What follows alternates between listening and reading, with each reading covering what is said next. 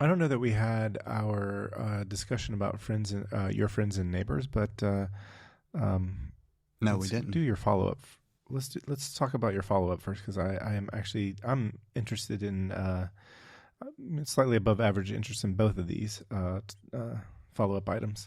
So for the past over the past 2 weeks, there have been 4 days that I have gone to two different gyms and shot a bunch of photos and a little bit of video with the S1R2, and it's been for two reasons. One, testing out the camera, of course, and two, because I needed a backlog of photos for some other stuff I'm doing.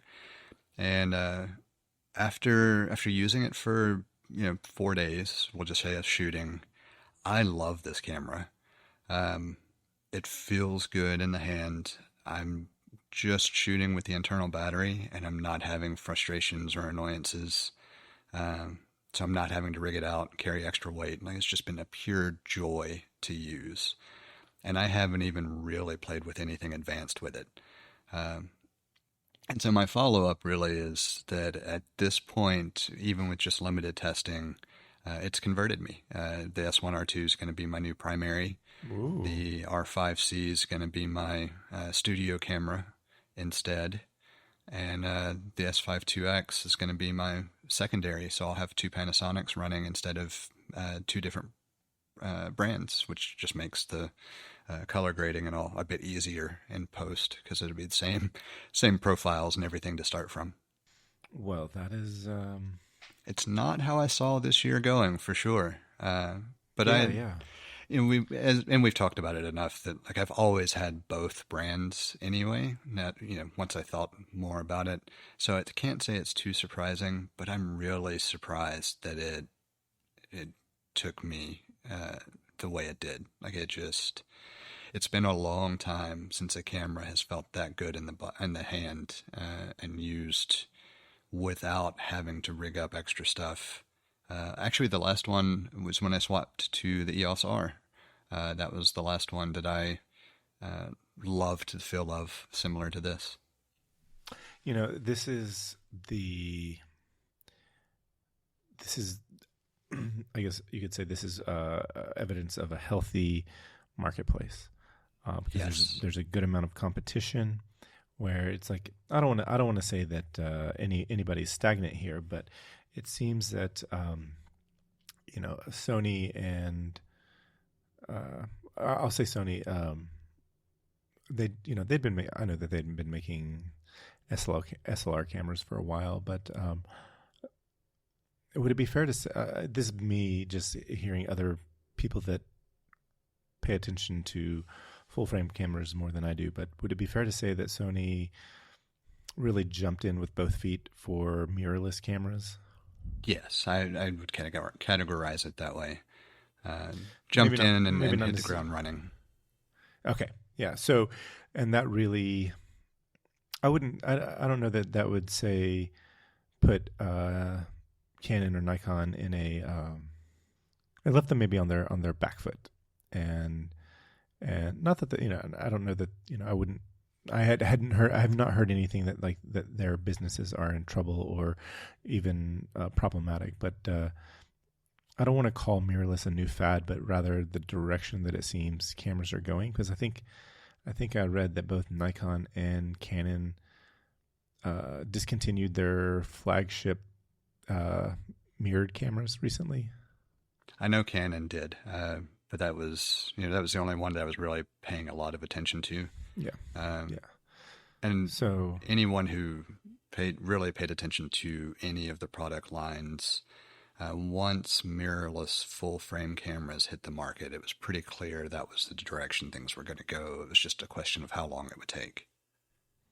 right, so a company like like we like you elaborated, Sony jumped in with both feet and hit the ground running. To you mixed metaphors. Um, Always a pleasure. Yes. There's I got to interject here that um, when you incorrectly mix metaphors or figures of speech, it's called a. I'll have to come back to that because it's got such a clever name. Anyway, but it seems that it gave Panasonic a space to really hone in on features because Nikon and Canon are sitting back here like, okay, we're moving to mirrorless, and that gave them some space to do some interesting. It seems like it gave Panasonic some space to do some interesting things with features. Sort of. So there's a little extra backstory there that I think it helped to put into perspective as well. Traditionally, the camera manufacturers have very clearly had video and photo geared lines. So even if your camera was predominantly a photo camera, a lot of times it would have video capabilities. It's just like your Nikon, but it wouldn't be geared toward the video capabilities. And over the past few years, there have been a rise of hybrid styled cameras because of the number of people who are doing both photo and video. With some people skewing toward high percentages of video, low percentages of photo, and the inverse as well. And so there was a need for creating something to bridge that gap.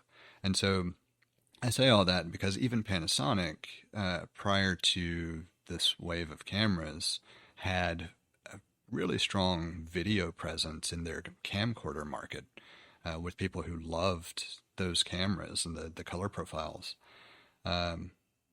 What they were lacking more than anything was on the photo side in comparison. And when they decided not to compete at a certain level, they were able to really focus on bringing in those features that hybrid shooters needed. And when I say compete, I don't want to make it sound like they're not competitive across the board. It's more that they are not targeting the really high-end cinema market the way like Canon and Nikon do with their high-end cameras, or I know you've heard of Red with Sony. Yes. Arri is another huge one, ARRI. I've heard of them as well. And so Panasonic forged a relationship with Arri. In certain cameras, the S1R2 included, you could actually purchase an unlock and record direct into Arri's color profile and get access to Arri's lookup tables for color grading. And so a lot of recent things, different cinematographers will use Panasonic cameras as B-roll for their primary Arri cameras. Oh, cool. Because it's a cheap way to get the same general raw file at the end of the day. Just like a lot of times Red shooters will use Sony because, again, same color profile space.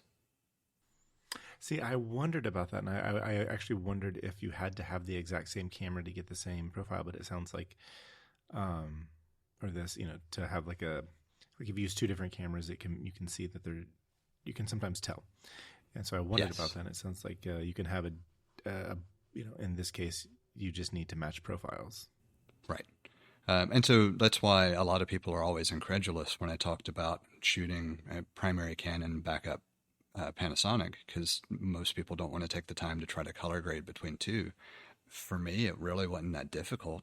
And I assume part of that is just because I'm such a stickler for similar lighting and all on set, like making it so close to what I want that I just have to convert the color space to the color space that you use instead of the kind of washed out gray that recording into log gives you.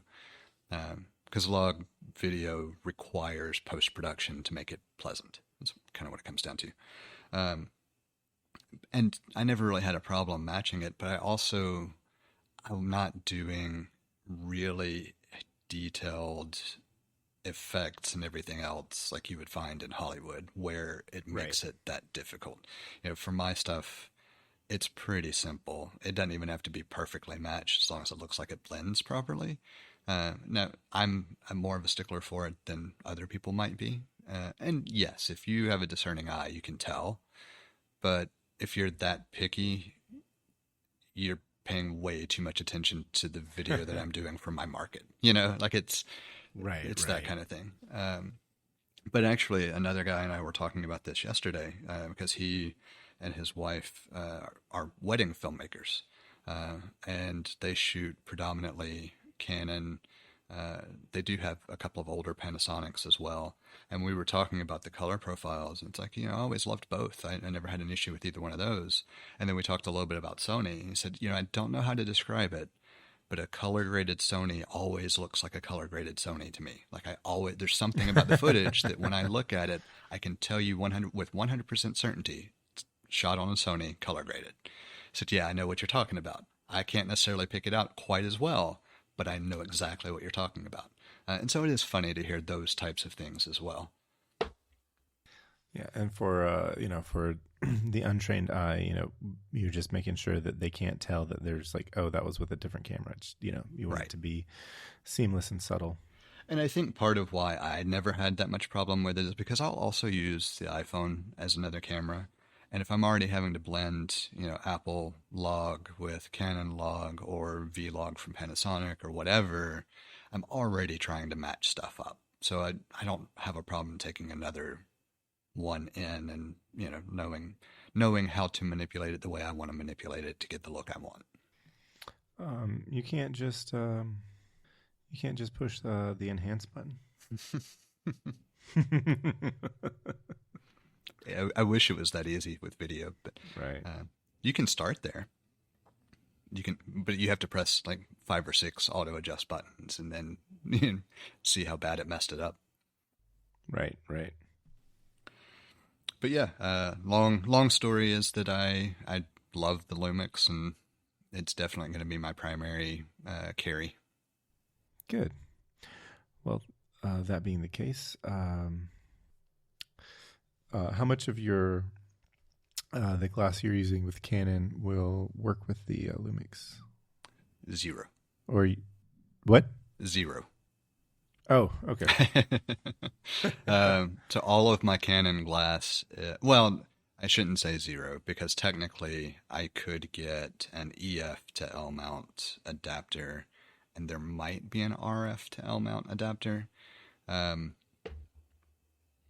but I'm not planning to use either. So because I already had a Panasonic as a secondary, I already had glass too. So the only thing that I'm adding is an anamorphic lens to try, because I didn't have access to that. Gotcha. And everything else is the same lens, or would be the same lenses I already have. So I already had the full range of what I would use with the Canon duplicated with the Panasonics because of the backup camera. Right, right. Okay, that makes sense. And I think that's the main reason I don't really sweat changing back and forth between the two, because I'm invested in both ecosystems either way. Gotcha. Well, I was going to say, before I ask you about the next follow-up item, I was going to have some real-time follow-up, and that term I was looking for when you incorrectly mix metaphors is called a malaphor, which I think is clever because it's a malformed metaphor. I agree.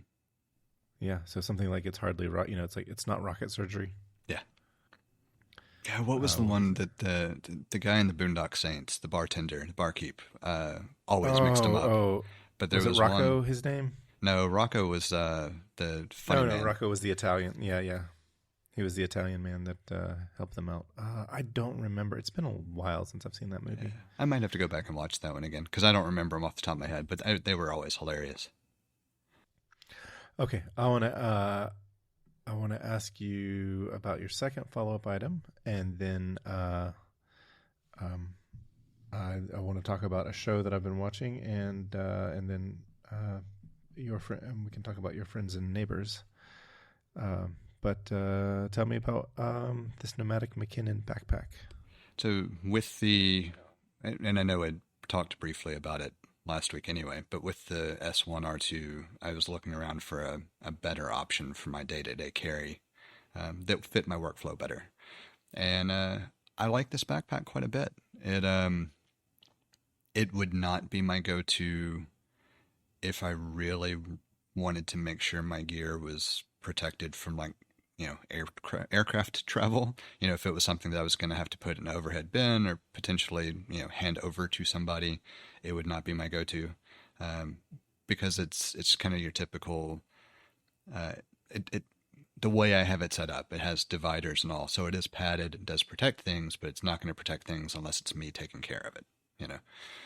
Or at least I say that. It might be better than I think, but after having the protection of Peak Design's camera cubes inside a backpack, it's real tough for me not to default to that being the level of protection that I need if somebody else is going to be handling the bag. That makes sense. That said, I love the bag. I really do. I can fit both Panasonic bodies and all 3 lenses that I use on a regular basis, plus my DJI Mini Pro 3, plus my external display for hooking up to the HDMI port on the camera if I need to use a larger screen, and the associated filters and other stuff that I would need to carry anyway. So I can pack a lot in it, and it doesn't feel as bulky as the travel backpack does. Again, unsurprisingly, the travel backpack's 45 liters and shaving a good 10 liters off, and I don't have the bulk of the camera cube forcing it to project outward. So yeah, I really like this bag as a good, this is my normal carry to a location for photo, video, for whatever shoot I need to do. And if I need to carry additional stuff, I can grab whatever case I need to carry the additional stuff. But everything that I would normally take to any given shoot fits in that bag with some room to spare. How does it compare to the everyday backpack? The biggest difference is use. So the Nomadic, the 35 liter does have one side access zipper on one side. I don't use it. I don't use the bag that way. So the way I use it, if I need quick access to something, is I have a capture clip on the strap. I would open it up, take the camera out, and just hang it on the capture clip in between takes. Same way I use the Peak Design bag. The Nomadic does the traditional open up all the way like the travel backpack, instead of having to go top it into one compartment, side into one side into one side, that kind of thing. So it fits the workflow case that I use, where typically I'm going to a location, I'm unzipping the bag, I'm folding it open, and I can just grab the gear I need as I go, because that's my normal workflow. I'm not normally working out of the bag while it's attached to me. Gotcha. If I am going to work out of a bag that's attached to me, I typically will go with the messenger anyway, because I'm not going to wear that much stuff on a shoot. Right. So this is like the travel backpack. It's got a U-shaped opening that basically gives you access to the entire compartment. Correct. Like one side, yeah, and then it's also got side access on one side. Correct. And the other side has the pouch with a strap attachment piece for like a tripod or something. Oh, okay, cool. And then technically there is a front compartment that's relatively slim as well. And I think that's part of why this bag works well for my use case. Because like the stuff that I don't necessarily use out of a shoot, but like to have available, like the power adapter for the laptop as just an example. I probably have a couple other things that I use for business purposes, like the Square reader, stuff that may or may not be used. But I've got plenty of room in that side to pack those in little pockets with additional room to spare if I really needed to pack, like a change of clothes or something else. If I'm carrying all the camera gear, I'm certainly not going to put more than one change of clothes in there, but I could easily fit one change of clothes the way it is currently set up to carry with the aforementioned camera gear. Cool. And that's why I say that like the level of protection doesn't feel like it's there after, coming from the camera cube. I'm sure, because it's the same thickness as all the other camera bags out there. I'm sure there's a decent amount of protection there. And the outer shell does feel like it's fairly well protective. I just wouldn't if I'm not handling it, that's not the bag that I'm going to carry. I think that makes sense anyway. It does. It does. So, I have recently been watching Sports Night. Sports Night. I recognize the name. What's Yeah. It was one of Aaron Sorkin's first shows. Oh, that's right. Okay. That's why I recognize the name. Yeah. Well, it's funny to me because I mean they only did 2 seasons. They I think it was on ABC, and ABC I mean, it was it's one of those shows that was critically acclaimed, but they had difficulty finding their audience, and they got offers to move to like HBO and some other stations. They weren't going. They weren't.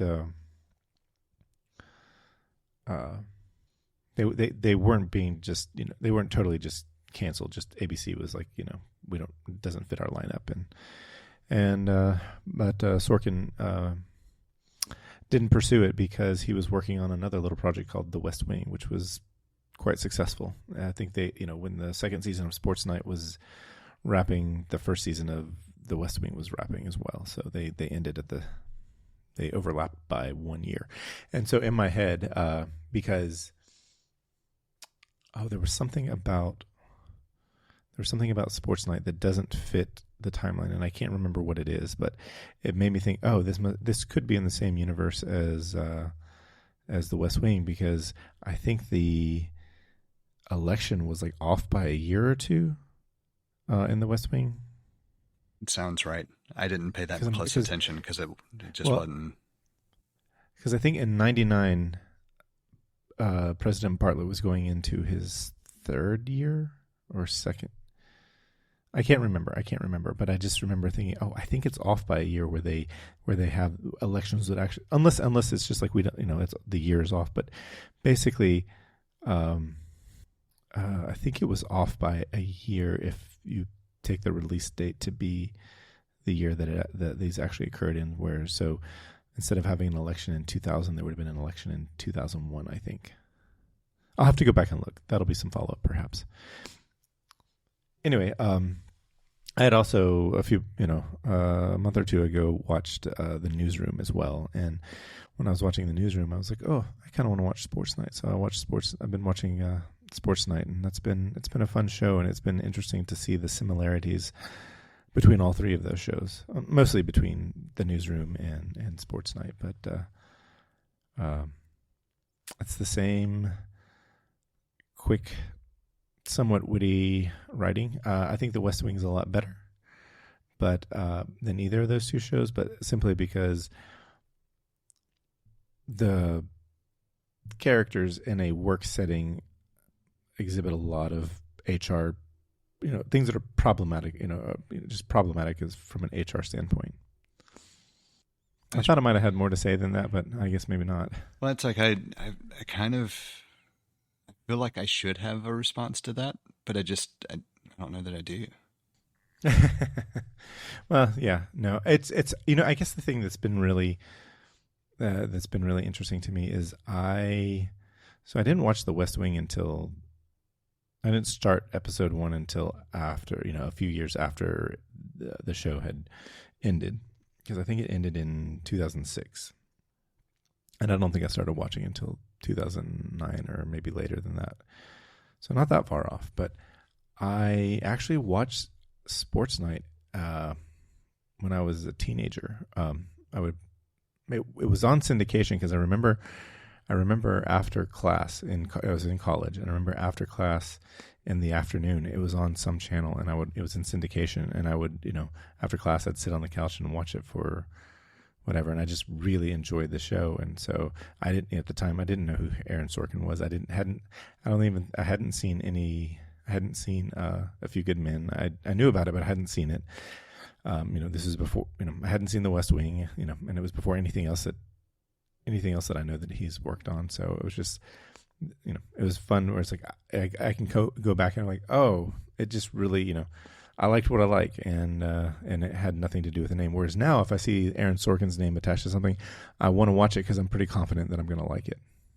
I feel the same way. I I liked, of course, I liked the West Wing anyway, but I liked Newsroom quite a bit. I don't know that I ever watched any episodes of Sports Night. It was good. It was there's actually there was a line in and I didn't catch it. I just read this in trivia, but there's a line from the Newsroom that is also a line that was used in Sports Night. I'm trying to remember what the line was. Oh, it's like when he goes to commercial break, he says, he says something about coming back to the commercial break, and he's like, "Stay with us, you'll be glad you did." And that was used in both the Newsroom and Sports Night.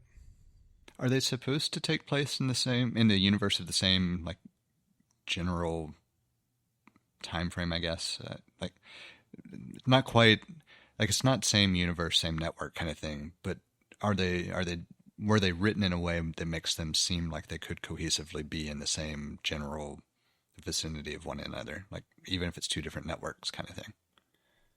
You could probably say that. There's nothing that ties them together necessarily, but no, there's nothing that ties them together. Whereas, like there's people that have tied all of Quentin Tarantino's movies together because he's puts even if it's just like the same fictitious cigarette brand like I think you can tie Four Rooms to all of Tarantino's movies because it uses the same fictitious cigarette, and I don't think there's any other ties. But there's ties between Django Unchained and Kill Bill. There's like a direct tie there with the grave of Paula Schultz and Paula Schultz herself. So, but as far as like Sports Night, The West Wing, and the Newsroom, there's nothing really tying them together. Because I'm trying to remember, because I know the Newsroom. I know there's a fictitious African country in The West Wing. I think it's Kundu is their fictitious African country, and I know that there's a fictitious African country in the Newsroom, and it might be. So I might be getting them back. It might be Kundu in the Newsroom and Kumari in the West Wing. So they do. There's stuff like that, but it's if they'd used the same fictitious country in two of the shows, then yeah, that'd be a fun thing where you could tie together. But I wish I could remember what it was that made me think, oh, there's something off about the timing of things in our universe, like the actual universe that you and I live in versus this TV show. It's in a different universe because, like in the West Wing, I think the election cycle is off by a year. And there was something in Sports Night that made me think, oh, this could be related to the West Wing because of the timing of something, but I don't remember what it is. The only thing that's kind of hard to get around is like, some of the same actors occur across all the shows, and it's like, you got a doppelganger in the White House. Yeah, when you use the same people and different names, you tend to destroy any level of interoperability between shows. Yeah. Like the actor. So what's interesting about Sports Night is it is based on. It's even to the point where I can't remember. I think it's Dan Patrick and Keith Olbermann. Their stint at ESPN Sports Center, and Dan Patrick has specifically stated that there are things that are based on me, and there's some stuff that's based on Craig Kilborn as well. So I just remember as a kid when I was watching it, I distinctly remember watching it my sophomore year of college, and recognizing one of the actors who portrays an anchor on Sports Night as the actor that portrayed one of the characters from blanking on the name of the movie, The Dead Poet Society. So It's been a long time since I've watched that movie. It's a good movie too. I agree. And I can remember I think I was 18 when I watched that movie, and I can remember thinking, I was like, dude, you just had to wait like 5 more months, and yeah, you might think you have to go to the college your father tells you to, and you might think that you have to go to medical school because your dad told you to, but you could turn 18 and just do whatever you want. And I remember thinking, as an 18-year-old, come on. But now I look back and think, as an 18-year-old, even as an older teenager, you live with that kind of. I don't know if you could say that his father was abusing him, but he's certainly creating trauma where there wasn't any necessary. And when you grow up in a life where you have increased trauma, yeah, you don't see that. And, depending on what your brain chemistry is like, yeah, it's not at all unreasonable to be 5 months away from graduation, turning 18, and think that you're so totally hopeless that you take your own life. And I mean, it's tragic. Yeah, kind of just as a sidebar, just because of the topic in general is always one that's important. But there's a reason so many teenagers, unfortunately, do take their own life, and always important just to have the quick sidebar to say, look, if you're struggling, if you've come across any kind of messaging at this point, or whenever, just know that there are people who are more than happy and willing to help and provide support and guidance and help get you out of that state. There's no one who is unable to be helped. You just have to know how to get that help. And if you have questions about it, by all means, you can send a message and I can point you in some different directions. Yeah. I didn't think about talking about Dead Poet Society for. I didn't think we were going to get there, but. Well, you never know where these conversations are going to go. Yeah, it is fun. I will say it is fun. It is really interesting to watch this show because I haven't seen it since I was 18 or 19 years old, and so that's more than half my life ago.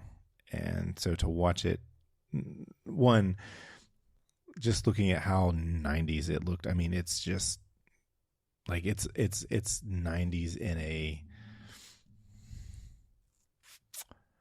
I don't know. I mean, I watch, I've watched Friends, and that's it's very mainstream 90s, but this one hits just a little bit different, I think.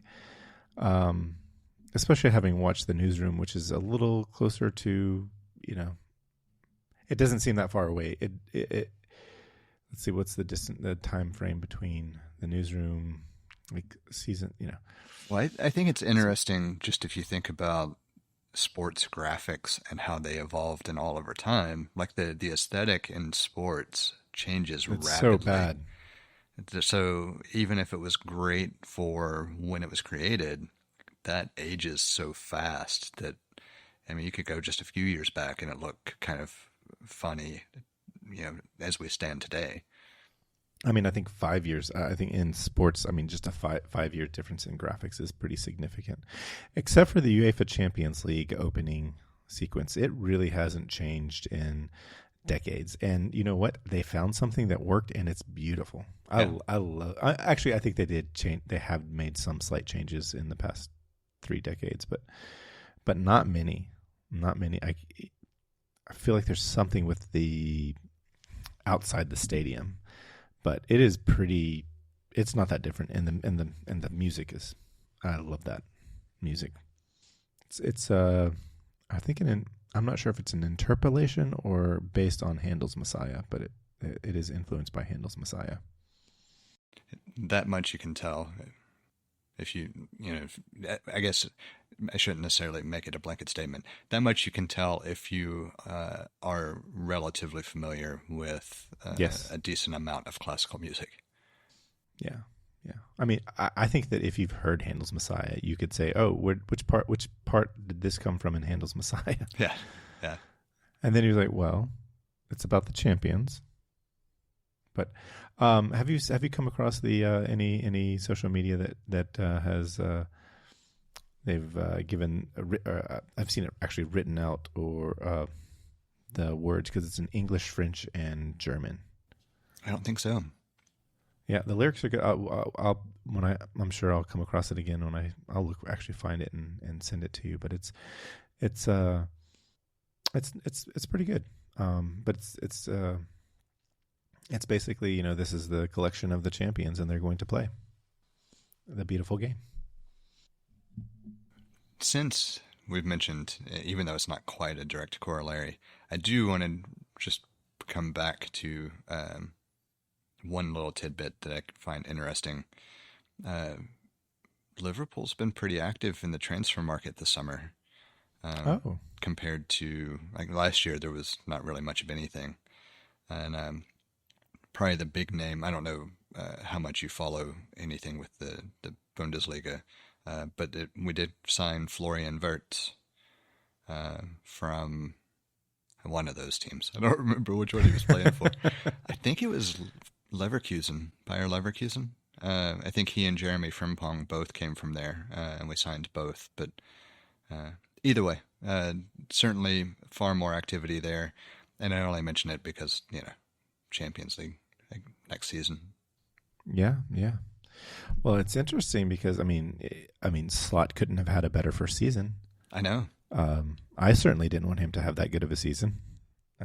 I was actually looking, because I was looking to see who was promoted to the Premier League, and I've since forgotten who it was that was promoted. But I was looking to see. It's like, not only did he come in first season with Liverpool, who was, Liverpool's never been they've always been a good club. They've always been a top of the table club. I honestly can't remember a time where they were in the second half of the table, which I'm happy to say that I can think of a season when Manchester United was on the second half of the table, and it delights me. Anyway, but it was 5 years since they've won the league, and so for him to come in and win the league with a 10-point gap, that's pretty solid. That's a really good showing. So. Yeah, the only thing that made it frustrating was the last run of games. Once the numerical title clinch, it was, and we even talked about it at the time, but you can tell when it's I don't think I'm going to risk it, kind of thing. Right. That comes into play. Yeah. It's not worth any sort of knee injury. And it makes perfect sense, but it makes for less than thrilling. Bad football. Yeah. Yeah. It's, that's where I didn't watch any, I don't know, but I'm assuming this is a great time to put in your second and third just to see what they can do, see how they react. But even so, you're not gonna stack the team with you're not gonna start second strings. You might put one or two in. So everyone who's first squad is going to be, it's not, there's nothing to win there. Right. The job is done. So. And there were a number of changes made where you could make the argument that he was letting people get some minutes and seeing kind of how they performed, and but it was people who had started previously, that just maybe weren't starters under Slot. Right. And so it's still kind of the same. Right. You don't want to see Salah injure, an ACL when the league is in, when you've got the cup. It's just not worth it. It's unfortunate for the fans, but because also it's also fun to watch things come down to the last match, on both ends of the table. It's fun to watch that. Yep, agreed. Though I will say, as a supporter, it was nice to have it clinched beforehand and then have the lackluster. Sure. It's a catch-22. Because you want to see it go down to the wire, but at the same time, it's like, I'm fine with us just having a lackluster end of the season because we already won. I would have been happy if Arsenal was 10 points ahead of for second place at that same time period, and mathematically be like, oh, we're good. Well, I will say, Liverpool had realistically won the league a few matches before they mathematically won the league. Yeah.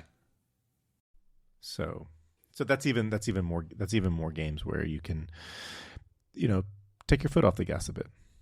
Yep. And I mean, it was clear if you watched the way they played in the run up to those games, it was clear that was happening a little bit, and it's to be expected at that point. Yeah. Well, it's like I've gone to see summer games. I've gone to see games where European teams come play in the United States for exhibition matches. I think the first one I saw was Barcelona and the New York Red Bulls, which was, it was cool to see, these great footballers, but it was just, it wasn't the match that I wanted to see. And after seeing that first match, I was just like, I knew it wasn't the Red Bulls. I mean, they were doing they were trying their hardest, but it was, it wasn't them. And I'm never not, I'm if a match is easy to come by, I'm still going to go see it. Like a few years ago, I was in Las Vegas, and I got to see Barcelona. I think Barcelona is the European team that I've seen more times than any other team, because I've seen them 3 times. But I saw Barcelona and Milan play, but going into that match, I knew what to expect. I knew that nobody was going to be at 100%, because there was no reason to. I think that's one thing I still just have to, at some point, figure out a way to do, and that's to go to Anfield during the season, and watch a league match like midway through. Yeah, that's what I need to go to England and watch a match there, because that's the only way to actually see them play it. Or a Champions League match, I guess. You could pick your Champions League match, and that would be. I would love to see a champion. I'd love to go to a final, but I'd even say that World Cup play, like the World Cup finals, not as good as club football. Oh, not at all, because you have a team that doesn't play together all the time. Like, no matter how well they meld, that it's not on the same caliber of play, link-up play. And you also don't get. You can also have some really unbalanced matches, because, Senegal is. Well, I say you have these unbalanced matches, but you also sometimes get where it's like, Scotland beat Spain. That rarely, Scotland. I don't remember when that was, but I saw a clip from it, because it was like the top 5 best Scottish commentary, and these Scottish commentators were harsh. But there was one of the clips was from a World Cup. I'm fairly confident it was a World Cup win against Spain, and I'm like, I don't remember the last time I mean, I know they've been in the World Cup. Well, I'm pretty confident they've been in the World Cup, but I don't know when that was. Now I kind of want, or maybe it could have been a Euro Cup, which is pretty good. Pretty good, but So just a little real time follow up. Scotland was last in the World Cup in 1998. Yeah, not. I guess not too long ago, if you think about it, but certainly not, not consistent. I mean, we're getting on 30 years, so. And I guess that match, a little more real time follow up. That match was a Euro qualifier. They beat Spain 2-0. So, yeah, I will say I have seen some World Cup qualifying matches, and those were fun to watch. I saw the United States play Guatemala, but I have such a hard time with football. One, the broad, how awful FIFA is as an organization, and how much they try to. It's an incredibly thin veil on how bad they are, on trying to cover up how bad they are, and it just feels really gross. And that just made the last, watching the last World Cup difficult for me. Like, I think I only watched the final match because it's just, with everything that. Yeah, I think we even talked about it a little bit at the time. I know we did.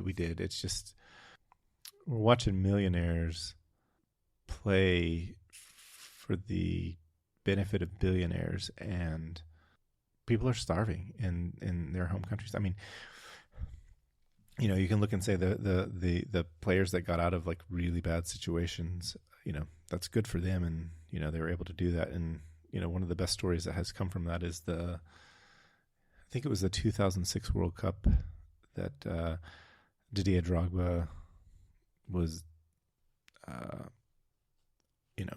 asking for unity in the country because the Ivory Coast was in I don't know if it was a civil war, but there was conflict. So I'm trying not to use too specific of a term because I can't remember exactly the details, but there was we can say there was a war because, when you're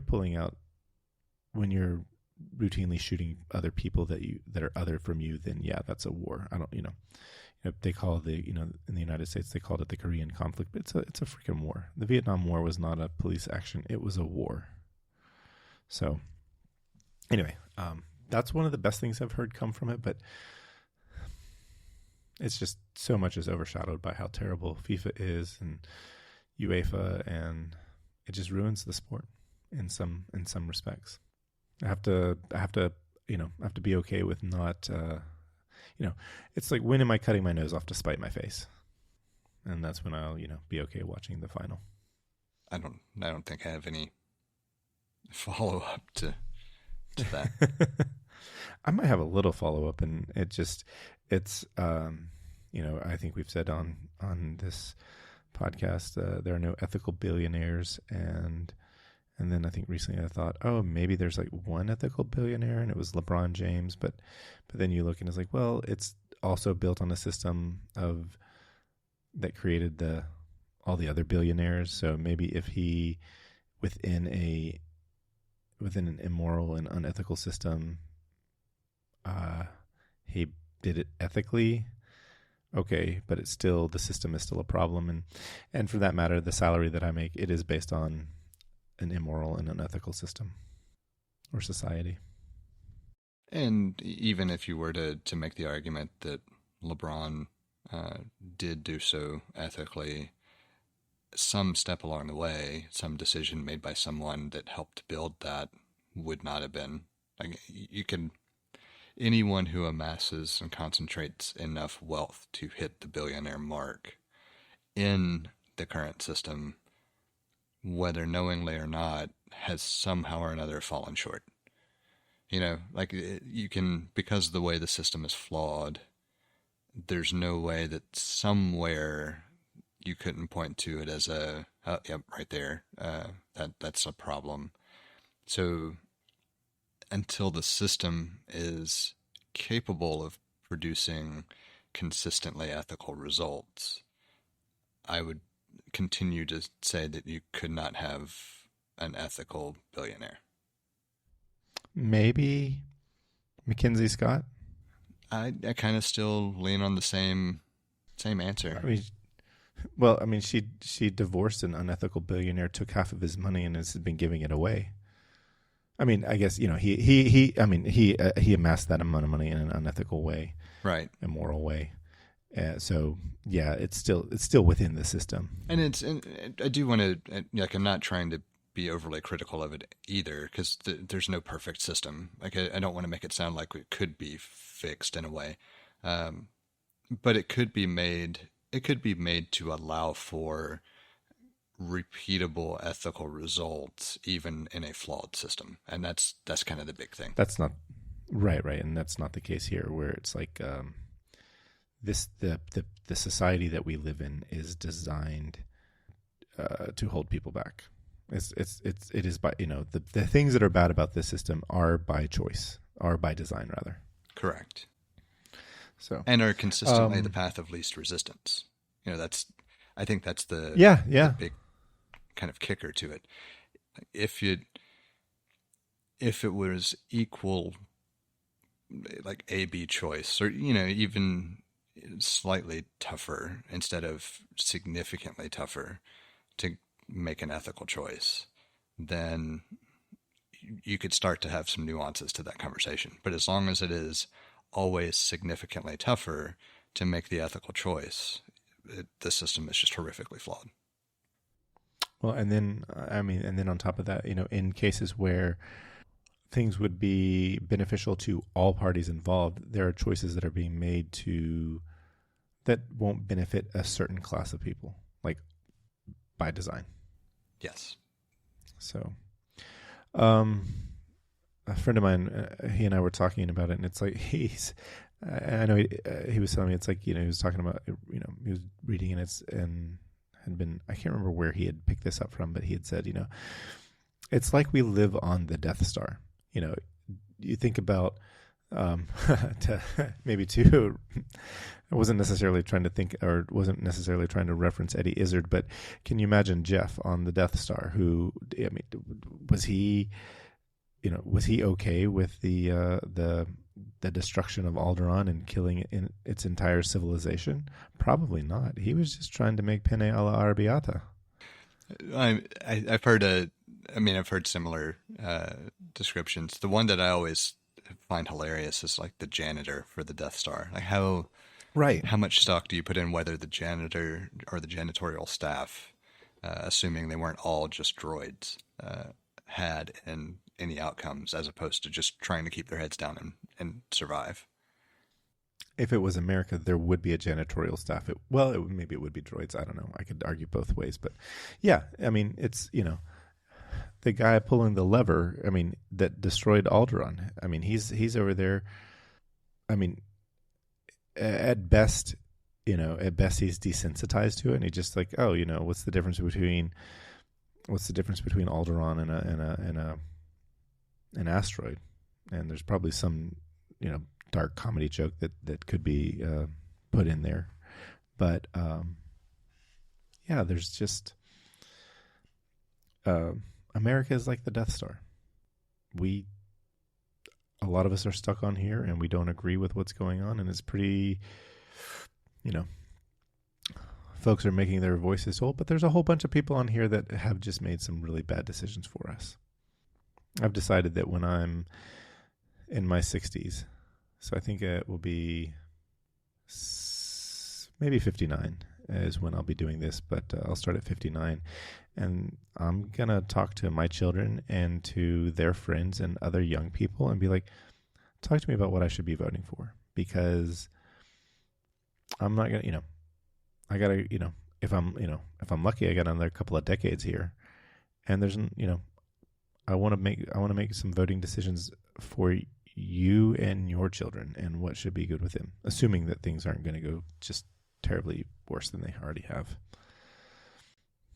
We have a number of different ways set up for you to get in touch with us to provide feedback, ask questions, or just comment in about something we've discussed. You can hit us up on Twitter or Instagram at untitled_hosts, or shoot an email over to untitled.hosts@gmail.com. Or get in touch directly with Jesse at jthart.com, or get in touch with me, John, via telepathy. If you would like to support our work or are interested in listening to our new after show feed, head over to patreon.com/theUntitledPodcast and take a look at the options we have set up. Thank you for listening. We hope you've enjoyed the show. And we hope to connect with more of you as we continue this journey. That's a wrap.